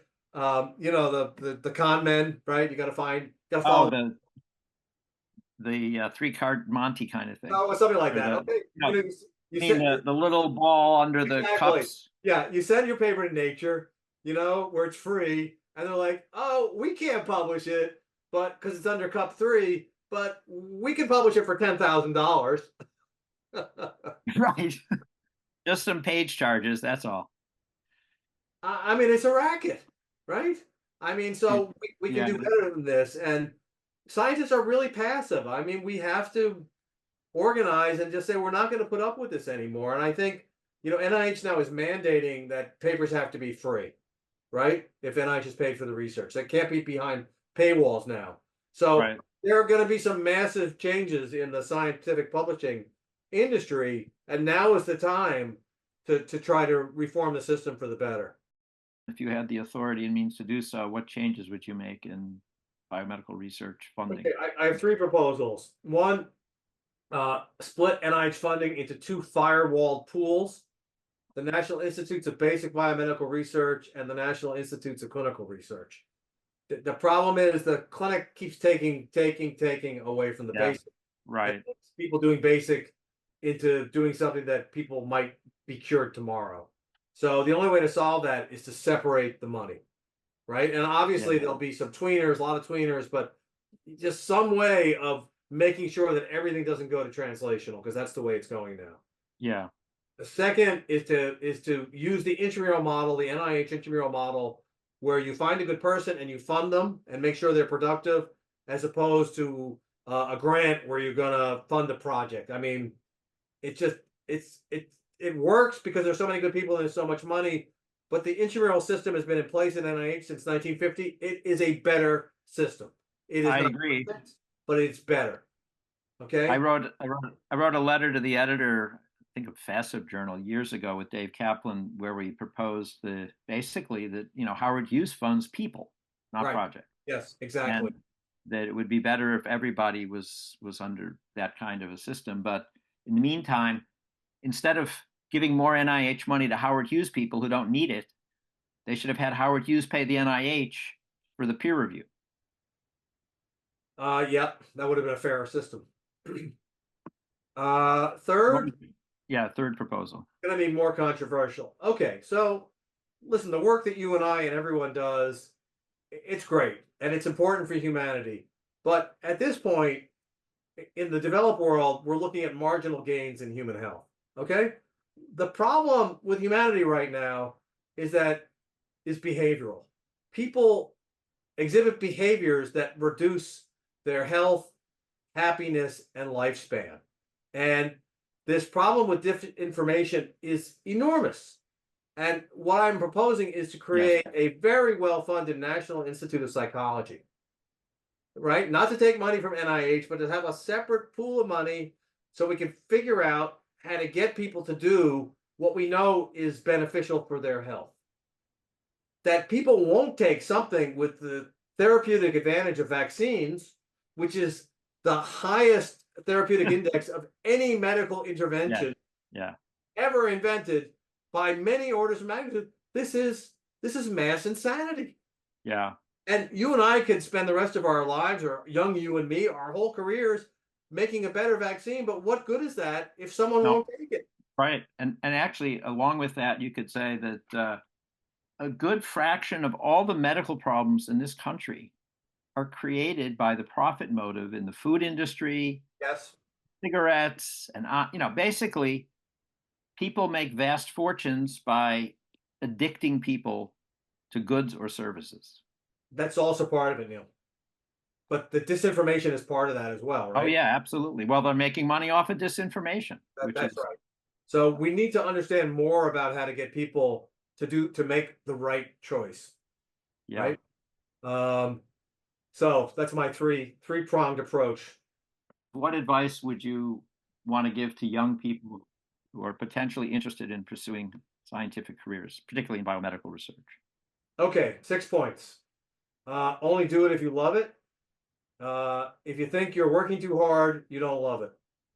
Two, and you're choosing a lab, particularly as a graduate student, pick the mentor more than the project. Three, part of two, focus on learning the scientific method. Experiments, experiments, experiments. This is how you're going to learn how to be a scientist. Four, no one will read your dissertation. I know that, but put all of your pride into it. It's an incredibly valuable exercise in making yourself confront with what you've done in a historical content and teaching yourself how to write. So I think the time spent in writing a dissertation pays off massively in the rest of your career.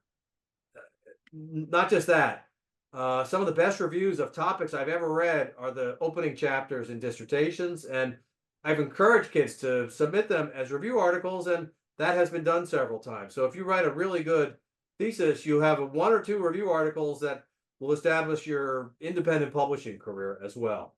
Five, when you're looking for a postdoc, do your homework. You know, there are labs where no one is happy, where 10% of the people actually wind up getting a job that they want. And people still go to these labs. They're famous labs, but do your homework. Find out what happened to the people who went to those labs. Find out what your career prospects really are. This goes back to your earlier point about talking to people, Yeah. to a lot of people, because you'll find out. Talk to people who have left the lab.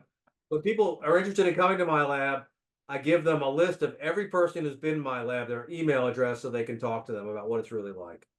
Because sometimes you go to the lab and the people are so intimidated, they won't give you an honest opinion. Right. And last, I wrote a book on how to succeed in science. It's 99 cents on Amazon, or it's free if you email me. And I'll send you a link to a file you can read on an ebook reader or a Kindle. So I have a whole book for young scientists on my advice, and I'm not saying it's all correct for you. I'm sure some of it isn't, but it'll at least get you thinking about the important factors in having a happy career. And again, it's not just, we can't just define success by how many papers you published or how important they are. I mean, success, part of it, also a critical part, is how happy you are doing it. I mean, in some ways, that's the main thing. You want people to be happy, and when you run a lab, the lab runs a lot better and is a lot more creative when people are happy. It brings out the best in everyone's behavior and in everyone's thinking when they're It's hard to having. be creative if you're miserable. Yeah, it's not impossible, but and people have done it. There are all sorts of biographies, but some of the articles I enjoy the most reading, in fact, are the histories that people write about their careers and not the science. I just want to know what it was like, just the life stories of people. It's like, what I liked about medicine was taking histories. I like that about scientists as well. Just knowing the hurdles they faced and how they overcame them and who was helpful and who wasn't, and just the tips they would have for other people. I mean, Well, these the other aspect you get out of that is you see how hard it is to hit on the right idea. How many ways you can go wrong, yeah, but and going how wrong, complex. right, going wrong is often going right. Yeah, no, that's true too. But Yeah. just, in other words, how how complex biological phenomena turn out to be, and how easy it is to end up doing something other than what you expected, or I think that's the goal of every experiment, is to a really, really successful experiment. You're thinking about something you had never thought of because you found something really new. That's the whole point of doing basic research, is to find something new. thank you very much.